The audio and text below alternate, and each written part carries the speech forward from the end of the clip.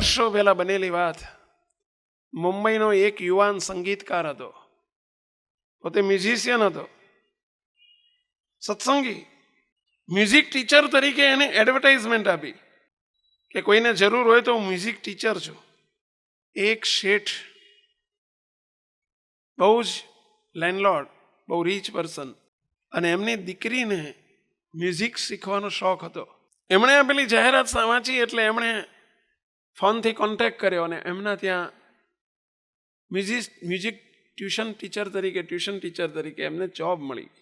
રોજ જે 2 કલાક જાય, એક રૂમમાં મોટો આલિશાન બંગલો ને એક રૂમમાં બેસીને બંને યુવાન,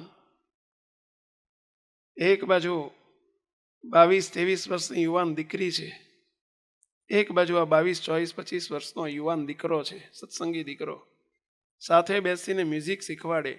12 મહિના પછી એક્ઝામ લેવાઈ. પેલી દીકરી હતી, બહુ સારા ગોલ્ડ મેડલ મળ્યો એને. એના પપ્પાએ એનો સમારોહ રાખ્યો. પેલા ટીચરને બોલાવ્યા અને એને બહુમાન આપવા માટે 10,000 રૂપિયાનું પેકેટ રાખેલું ઇનામ આપવા માટે, કે હું 10,000 રૂપિયાનું આ ટીચરને ઇનામ આપું છું જેના થકી મારી દીકરીને ગોલ્ડ મેડલ મળ્યો.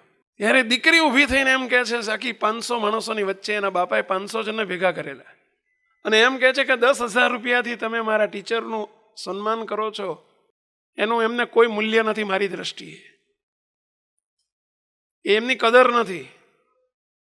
1 વર્ષથી એ ટીચર મને ભણાવવા રોજ આવે છે, અમે એક રૂમમાં એકાંતમાં બેસીએ છીએ, પરંતુ ધન્ય છે એમના એ ટીચરના ચાંદલાને, અને ધન્ય છે એમના સત્સંગને, ધન્ય છે ટીચરના વર્તનને, કે એમણે આજ સુધી 1 વર્ષમાં કોઈ દિવસ એમણે મારા મુખ સામું જોયું નથી, મારા શરીર સામું નજર કરી નથી.